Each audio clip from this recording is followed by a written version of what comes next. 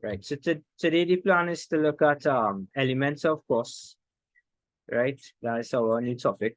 And before we get into that, we're just going to recap a bit of some of the things that we covered before. So we looked at cost classification so far. We talk about costs being classified in terms of function. So we talk about product costs and inventoriable costs. And this relates to, the making of products or providing of services that generate revenue for the firms. So product costs would include things like direct materials, direct labor, manufacturing overheads, anything that is involved, any cost that is incurred as a result of making a product or providing a service, right? Period costs, so fixed costs and non-manufacturing costs or non-inventoriable costs. All of these are talking about the same thing, right? And they relate to your business's daily operating expenses. And we describe these as being like a selling and administrative expenses, right? And they are more concerned with time as opposed to activity, meaning that they're not going to change with an increase or decrease in a level of output, right? They're more for a period as opposed to the product cost, which is related to activity. We also looked at costs by behavior, the way costs would behave. We talk about fixed costs and variable costs. Well, fixed costs are those that are not affected by changes in your level of activity. So your supervisor's salary, the depreciation for the plant, insurance to the plant. These things remain pretty much the same whether we produce 1 unit, 5 units, 10 units, 20 units. Variable costs, these are costs that change in direct proportion to the change in the activity level. So direct materials, if we are producing more items, then it goes without saying that we're going to be using more direct materials. Similar, if we're producing more items, we might require more labor hours. So these are variable costs and they change with your level of production. And important to notice these graphs, right? The way they look on, if we chart them out on a graph, fixed cost would always be a straight line, a horizontal line, because the cost is not changing. And this graph is done with your dollars in terms of the cost, the expense, versus your units on the x-axis. So notice as we increase any number of units going this way, our fixed cost remains constant. If the total fixed cost is $10,000, then it remains at $10,000. It's not going to change, even though we increase the number of units that we make in this way. But with variable costs, such as things as direct material, direct labor, as the number of units produced increases this way, then too our variable costs would rise. And this gives a diagonal line like this, right? So that's the difference when you look at the different type of graphs for fixed costs versus variable costs. Sometimes you may see as well a graph that, let me just draw. A graph where the line probably starts from here and goes up this way. What that tells us is that within this region, from here to here, right, this is our fixed cost. So even if we have 0 units of production, cost is still going to start, let's say this is at $1,000. Because the fixed cost is $1,000, it will start from here, even if there's no production taking place, right? So that's another thing too. If you're plotting, if you're combining those two together, you might find that the line would start not at the origin here at 0, but rather from the 10,000 here going upwards, right? So that would let you know that, all right, there's a fixed cost of $10,000. So even if there's no production taking place, we're still going to incur a cost of $10,000, right? We talk about semi-variable costs. So semi-variable costs, it comprises of both fixed and a variable component. Examples of things like that would be like electricity bills and telephone bills. They usually have a fixed charge, as well as a variable charge as it relates to your output in terms of kilowatts used or number of minutes used, right? So the graph looks like this. You have a fixed line and then the cost starts from there and increase. There's also semi-fixed costs or step costs. Sometimes we have fixed costs that are within a particular range. So it's fixed within a range, right? If we have a supervisor and we are paying them a fixed salary, and our staff increases, and we might need, because span of control, right? You'd want to have a certain amount of employees under a supervisor. And if the number of employees increase, it means that we need to get a second supervisor. So that might give rise to a higher cost for supervisors' salaries. So it's fixed within a particular range, right? That's semi-fixed cost or step cost. So now that we have recapped that, we want to get into today's lesson, elements of cost, and we begin by talking about raw material, accounting for raw material. So raw material represents a very significant percentage of our total manufacturing costs, right? Especially for manufacturing companies. And for that reason, you know, companies try to keep a good record of this, or give good account of this. The entire procedure for recording, right, materials involves 5 stages. The storage of the materials, right, because materials need to be stored in a warehouse somewhere, right? It also involves the purchase of materials. We have to purchase the materials from our suppliers, right? The receipt of the materials itself, because this is something we might have overlooked in the past. After you purchase the materials, somebody needs to confirm that we have received the correct amount and the correct types of material, right? And then when it goes to the warehouse, it doesn't stop there. The production department can then request from the warehouse department the material, right? And then there's the assignment of the cost of materials to different cost objects, right? So as you do jobs or you do processes, or you have orders to fill, you then have to attribute the cost of the raw materials that that particular job or process uses, right? To the job or the cost itself. So we want to just talk a bit about the issue, receipt, and purchase of materials, the process involved in doing that. Right? So raw materials in a manufacturing environment, the storage of raw materials is the responsibility of the warehouse department.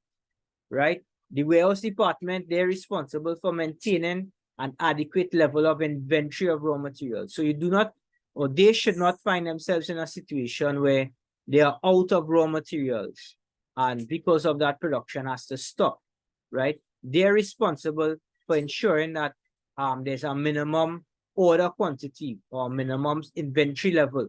So when we get to that, or we begin to approach that inventory level, something happens to cause the warehouse department to now say, well, listen, we have to get more raw materials, right? And that might then become the role of the purchasing department. So let's talk a bit about that. So when the production department requires, before we get into that, here we're talking requisition for materials. So material coming from the warehouse department to the production department. So the production department gets a job, and to complete the job, they need to get the raw materials for that job or process. So when they require materials for a job or process, they will issue something called a materials requisition, and that goes to the warehouse. This materials requisition is going to provide details of the quantity required and the job or process for which it is required for, so they could track what is being used for which jobs and which processes. The warehouse department, in turn, will then dispatch whatever the required quantity of material is to the production department. But what happens if the inventory levels reach a minimum? I was mentioning that before, right? We said it's the warehousing department's responsibility to ensure that they maintain a minimum level or a suitable level of inventory, so they do not ever end up in a position where they're totally out of raw materials. So they could set a reorder level. So if inventory levels fall to this minimum level, an order has to be made. So to do that, the warehousing department is going to issue instructions to the purchasing department, right? So far we hear about the warehousing department is responsible for storing and keeping the goods and releasing it to the production department. And the purchasing department is responsible for liaising here now with suppliers. The purchasing department is usually issue a purchase order to your supplier, right? And the purchase order should document the materials required in terms of the specifications, the quantity and the price, whatever the unit prices that they would have on record. Now, following that, an order is made, but what happens after the order is made? Well, when the order is made, the supplier then has to supply the necessary items. If the items are not available, then we say that they would have it back ordered, meaning reordered again, and they will provide an expected delivery date to your purchasing department. Once the purchasing department has made the order and they've confirmed that these goods will be delivered, right? The warehousing department would be in anticipation of receiving these goods. So the goods has to be delivered to the warehousing department. When it is delivered to the warehousing department, usually what happens is you have a receiving clerk that is going to match the invoice provided by the supplier against the purchase order, right, that the purchasing department would have provided to the supplier previously. And they're doing this as a check and balance to ensure that they get the correct items and it is the specification and the quantities being supplied matches what was on that purchase order. The receiving clerk, after receiving this now, then prepares a report. They call it a receiving report. And this lists the items and quantities received. And this is then sent to the accounts department to complete the cycle so that the accounts department will know, well, listen, a purchase order was done. It went to this particular supplier. These are the goods that was received, right, in good order. We have this payment to make, right? Maybe it will have the terms and conditions as well. 30 days, in order to receive whatever discount and that type of thing. So after all of this happened, the warehousing department will store the material. Now they store all different types of material. And these types of material that we talk about would mainly fall into two categories, which are direct materials and indirect materials. Now, direct materials are the raw materials that we could physically and directly trace back to the finished good, right? You could directly trace it back. You could say, if you're making chairs, right? And the chair is made up of a metal frame and wooden backrest and seat, right? The materials would be the metal frame, the wooden seat and stuff, the wooden seat and backrest, right? And what we might find is that there are other things that is used to prepare the chairs. So that might be like the rivets, or if they're gluing it on, or they're using screws. Things like rivets and screws, which are raw materials that not necessarily all the time cannot be traced to the product, but it's too small, or the association to the finished product is too small. We refer to it as indirect material. So if we decide we're going to put on some upholstery on that wooden piece, and we use glue to put on the upholstery, the glue is an example of direct material, is an example of indirect materials, the glue. What would be a direct material would be the wood. Maybe if you're using sponge to pad the seats, and the leatherette or whatever to cover the seats, the metal to do the chairs, those are direct materials.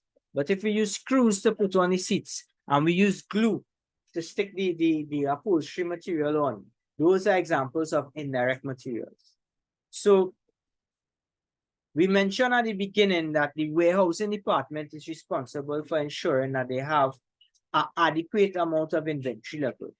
So how do they know when to order and how much to order, right? Is this just based on guess, or they go on a whim to decide the quantities that they should order or when they should order? How are they going to know that? Well, there's a way in which you could work it out, and it's called the economic order quantity. So this is a type of model, right? A model that is used. It's not a perfect model, but it can help businesses in managing their inventory, because inventory, as you would see as we discuss it, comes at a cost. There's a cost involved in getting the inventory to your warehouse as well as keeping it there, right? So because there's a cost attached to the inventory and you don't want to have too much inventory or too little inventory, this economic order quantity model is a formula that can be used for inventory management. It helps the business to identify the optimum quantity of a product that they should order or produce at a time. So the whole purpose of it really is to ensure that you have the right amount of inventory and it is ordered in a way that when you have requests, be it for products or a process, the company doesn't have to, one, make orders too frequently, two, don't run out of inventory, or three, don't have excess inventory sitting on hand, because all of those would incur a cost to the company. So in a nutshell, the economic order quantity helps to find a balance between two costs, the ordering cost and the holding cost. The ordering cost basically is the expense associated with placing and receiving the order. So this is any paperwork, the labor, the other costs related to the entire procurement process. The holding cost, sometimes called the carrying cost, really has to do with the carrying, storing, and maintaining of the inventory. And this involves expenses like a storage space, the insurance for the goods. Recently, I saw a variety store there close to me here. It caught on fire over the weekend. I don't know if you guys saw that on the news or something. Cash and carry, CVS.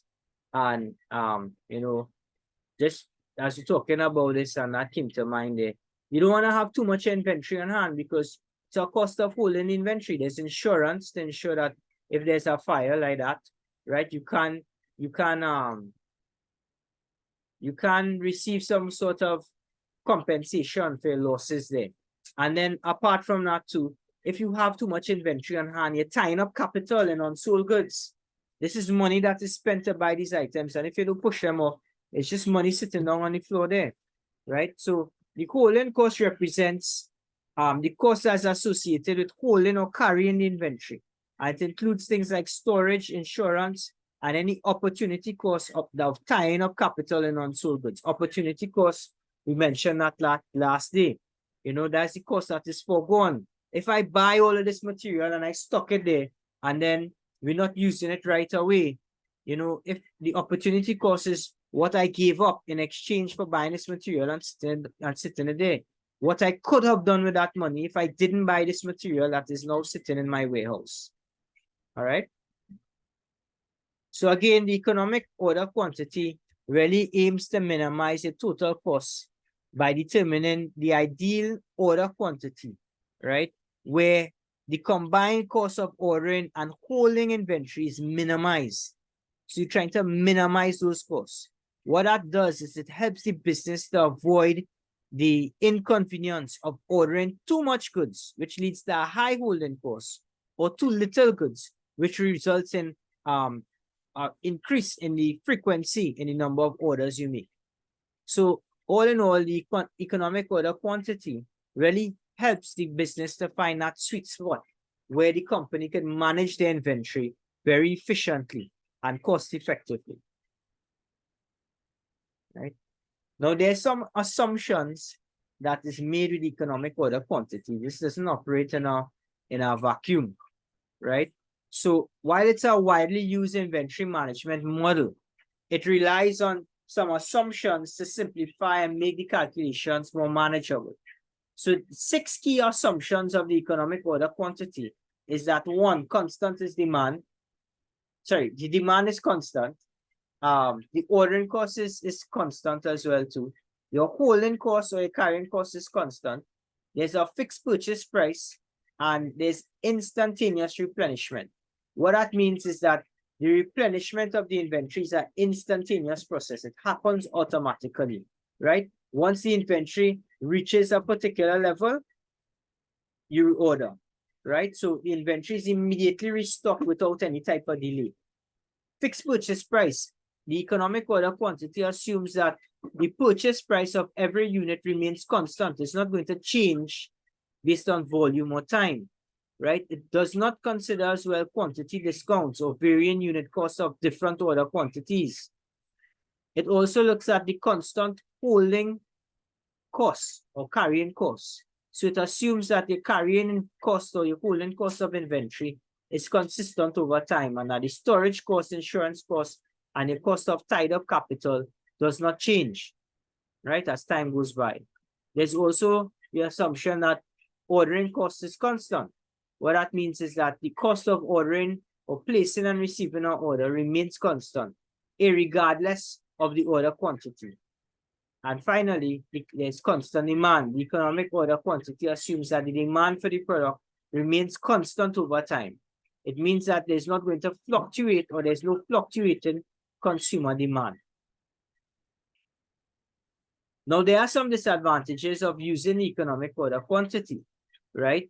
The whole idea that, the assumption that consumer demand is constant is an area for disadvantage, because we know that sometimes consumer demand is not constant. It could be cyclical. 1 minute it will be high, at another point due to external factors, it might be medium to more low.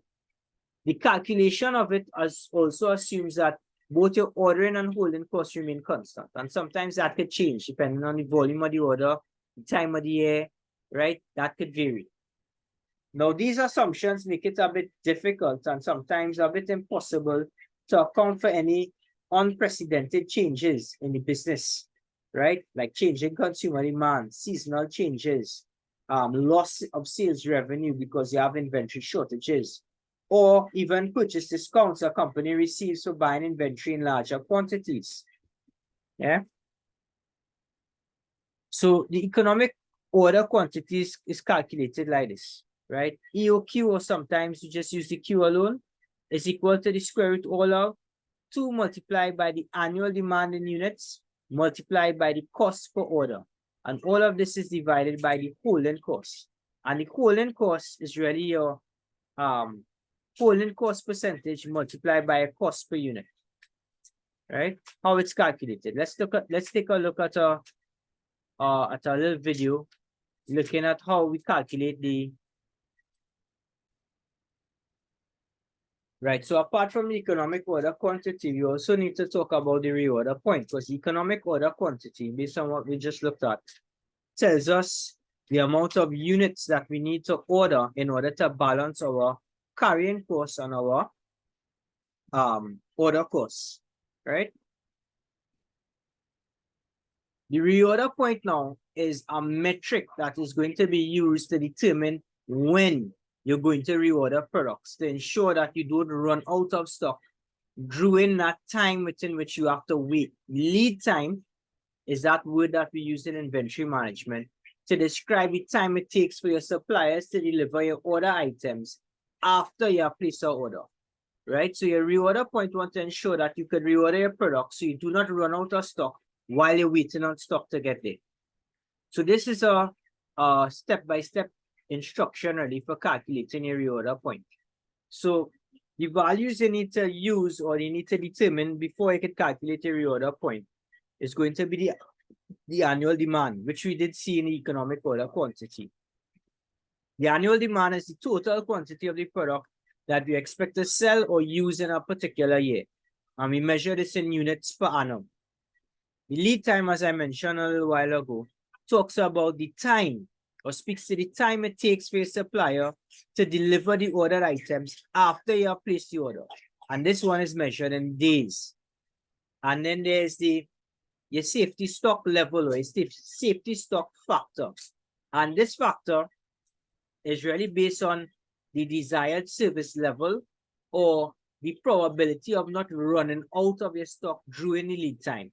So people would usually set this. You could set it at a 95% service level or 80% service level. And they use these values like 1.65 and 1.28, right? The higher the service level, the larger the safety stock factor is going to be. So that means you're going to have a larger amount of stock set aside. There's also your holding cost per unit per year, right? So again, this is the cost associated with holding or carrying 1 unit of inventory per year. So this includes all the storage costs, insurance, cost of money tied up, the opportunity cost for unsold goods. And then finally, there's your cost per order, right? Your cost per order is the cost that is incurred every time you place an order with the supplier, right? I think earlier on when I was saying balancing the cost, it was the ordering cost and the carrying cost. I think I missed out one of them. So this includes any administrative costs and shipping fees and any other expenses associated with the ordering process.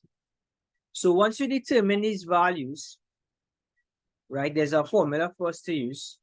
And this is a general formula. Sometimes you will see in questions, they may give you a formula to use to calculate your reorder point. But the general formula is this, right? Your reorder point is equal to your demand multiplied by your lead time plus your stock factor, right? Multiplied by the square root of that same demand by lead time, multiplied by your holding cost over your safety stock, right?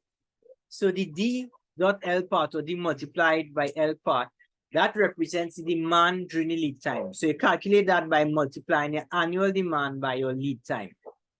The other part, where you're adding Z, which is your stock, safety stock level, right, by the square root of your demand by lead multiplied by a holding cost over S, which is your order cost, right? This part represents the safety stock portion, right? This is your buffer basically to kind of mitigate against any kind of issues that might show itself between your demand and your lead time. So you take your safety stock factor, your safety stock, right? And you are multiplying that by the square root of your demand by lead time multiplied by your holding cost over your order cost, right? The last thing, well, after we just described, what the formula is you just want to plug your values into here and work it out, right? But like I mentioned, sometimes depending on the question, and we have some questions to look at, you may not have all of these variables, and they may give you a formula to work with based on the variables that they provide in the question, right? Here's another example.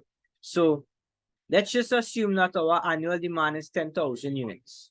The cost per order is 100. Your holding cost is $2 per unit. Your lead time is 5 days, and your safety stock is 1.65, which is a 95% service level. First off, we want to calculate the economic order quantity. So we use that formula. Q is equal to the square root of all of 2 by your demand by your order cost all over your holding cost. So all you're doing is substituting the values into this formula. So you get 2 by 10,000 by 100 all over the holding cost, which is $2 per unit. And this works out, when you find the square root of that, to 707 units. So that's the approximate optimum order quantity. That's the economic order quantity, usually denoted by Q. For your reorder point now, we could plug values in just as we mentioned before. Our annual demand is 10,000. The lead time is 5 days, right? 5 days here, lead time. Let's get a pointer.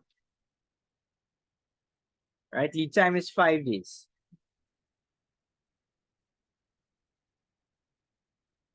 Right, our safety stock factor is 1.65. We saw that before. Demand is 10,000, lead time 5 days. Your holding cost is $2 per unit, and your order cost is 100. Right? You then proceed to work this out. Basically, this is what you should get.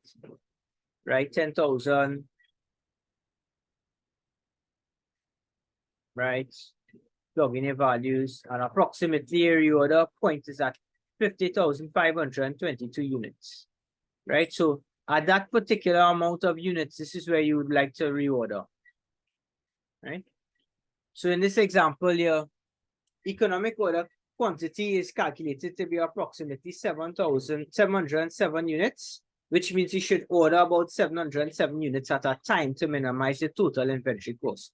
Now, at a time doesn't mean that you do that and you stop. Sometimes, depending on your demand, you may have to make a certain amount of orders for the year. But this is how much units you are ordering each time you order, so that you're balancing your ordering costs and your carrying costs, so your holding costs, right? The reorder point, we work it out to this, where we kind of just stick in some kind of values in here. So that's why it looks a little kind of unrealistic with that 50,522 units. But what that means is that when that inventory level reaches this point, it's time to place another order to avoid running out of stock during the lead time. Yeah? You okay with that? Yes, sir, I good. All right. So I just have another. In this video, I'm going to show you an example of how to Have a, so I have a few past paper questions for us to look at now that we've kind of gone through, how to calculate the economic order quantity. This one is from June 2018.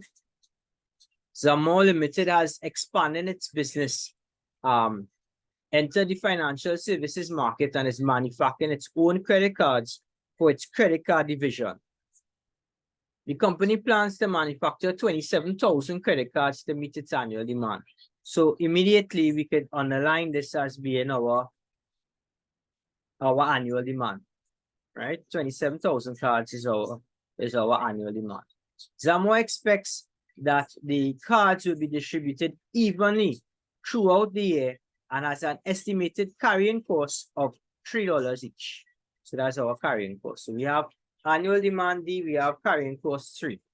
The production cost for each setup is $500. In addition, the company also uses the economic order quantity inventory model to manage its inventory. Define the term economic order quantity inventory model. State two assumptions of the EOQ model. Determine the number of production runs using the EOQ inventory model. Right? To determine the optimal production, ordering cost must be replaced by setup cost. Right? This is optimal production. Right? So this is just a note. So sometimes in the questions, they may ask for something else, but they will explain what it is they need. Assume that Zamor Limited is now incurring total annual setup and carrying cost of 10,000. Calculate the firm's savings when the EOQ inventory model is applied. So let's look at our solution to this question. So first off, the question was to define the EOQ model. And a simple definition here is a model that attempts to determine the order size that will minimize inventory costs. And as we just learned, we are trying to balance our ordering costs and our carrying costs, right? Assumptions. Some of the assumptions is that the demand rate for inventory is uniform and known. The cost of items is not going to vary with order size. All of the orders is going to be delivered at the same time, and the lead time is known well in advance.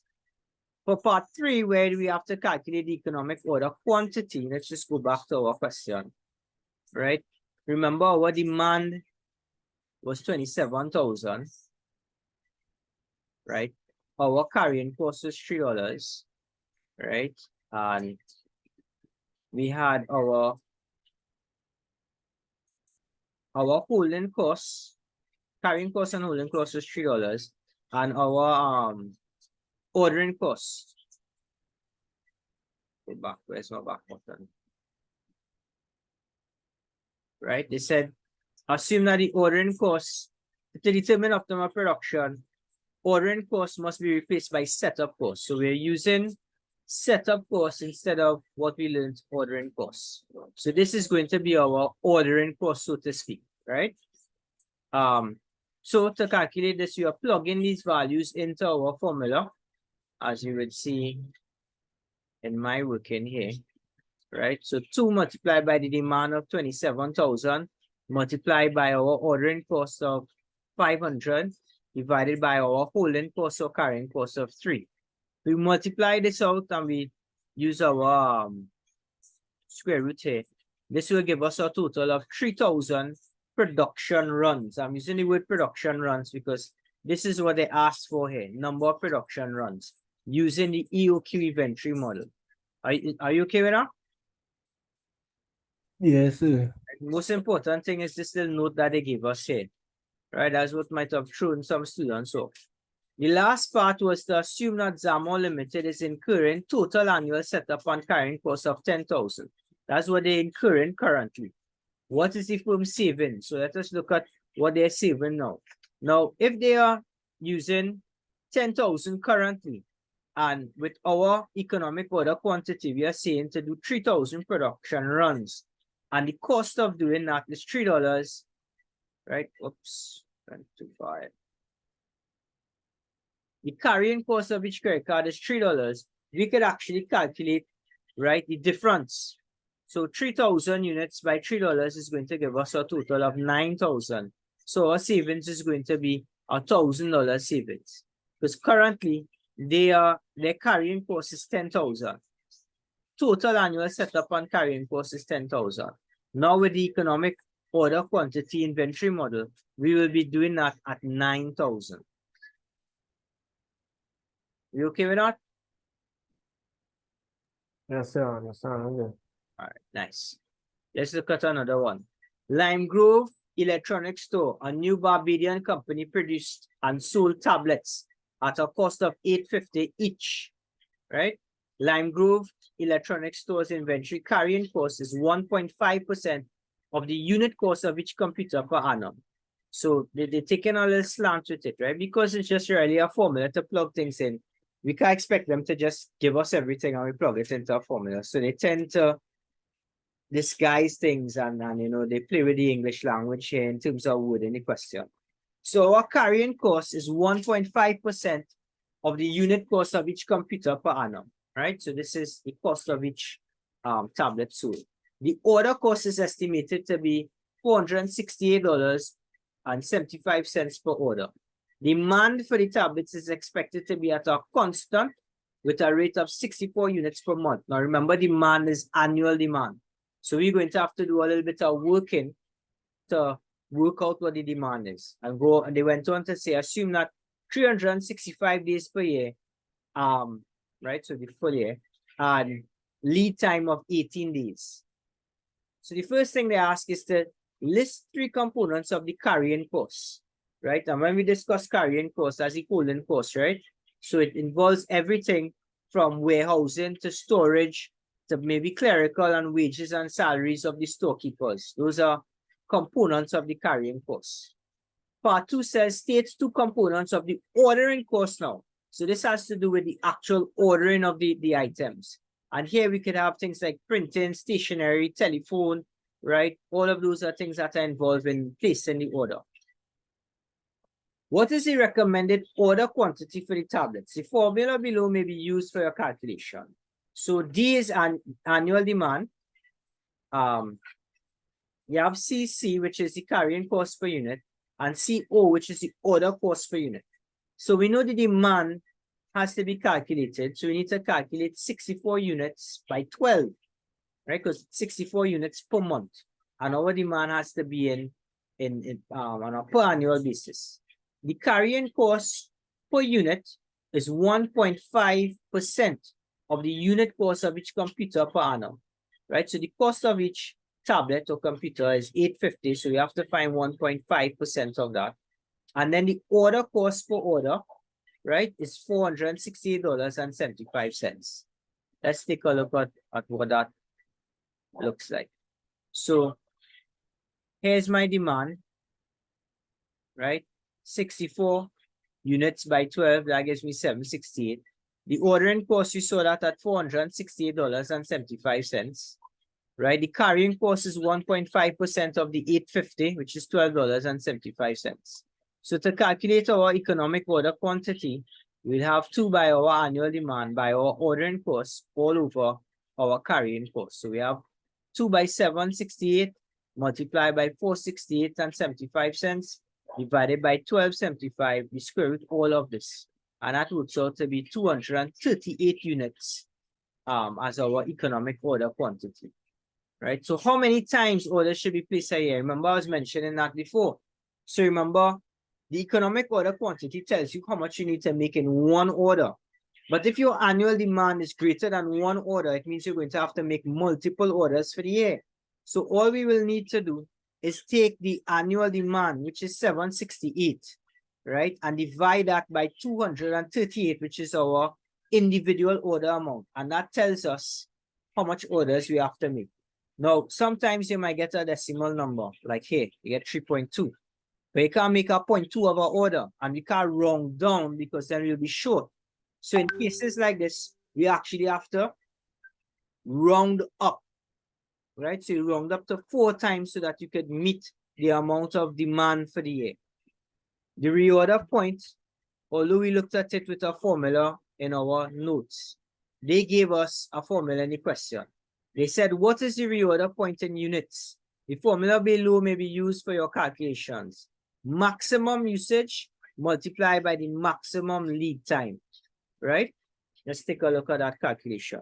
So our maximum usage, right? We divide the total amount of demand by the amount of days in a year, right? So that's 768 divided by 365. And then we are going to multiply that by the lead time. They told us our lead time was 18 days, right? 18 days. So that gives us a total of 37.8 units, right? So again, here we'll want to reorder when we get to 37 units, right? You're wrong, down at this case. So that kind of wraps up what I wanted to look at in terms of our economic order quantity. We just recap briefly our cost behavior. Then we spoke about raw materials, and we look at the stages raw materials will go through as it passes from the warehouse to the production department, and what the warehouse needs to do when they need to reorder inventory. And that led us into talking about the economic order quantity. We also touched briefly on the types of inventory or raw materials that the warehouse department might have, which is your direct and your indirect materials. Direct materials being those that can be directly and physically traced to your finished goods, and the indirect materials being those that cannot be directly traced and sometimes is associated into such a small quantity that we cannot really associate it with the actual finished good, right? We then went on with that whole warehousing and the keeping our raw materials to talk about, well, how much the warehouse should keep and how much the purchasing department should order when the warehouse make a requisition for goods to suppliers. And that led into the discussion on the economic order quantity, which is basically a model that is used to calculate the optimum amount of stock that we should keep in our inventory so that we can balance costs between carrying costs and our ordering costs. Because as we saw with some of the examples, the video examples, sometimes as the ordering cost increases, it means that we might need to probably try to order more upfront so that we don't have to order multiple times. And when the carrying cost increases, then we try to order less so we don't drive up that cost, right? The economic order quantity allows us to do things like that. It also allows us to then move on to work out things like our reorder level, what level of inventory we should get to before, or at which point rather, inventory could get to before we start a reorder. And we also looked at using the economic order quantity to determine the number of times that we will need to place orders in a given year. And we saw that you will find that after working out the economic order quantity, if we take our annual demand and divide that by the economic order quantity, that is going to give you the number of times you need to place an order. And when you're working that, you always round up, right? You always round up. Next session, we want to talk about inventory valuation, disposal of hazardous materials, accounting for labor costs, and then we're going to start to get into accounting for overhead costs, which would probably take us into another session after this one, because there's some different methods and ways in which we could account for overhead costs. All right.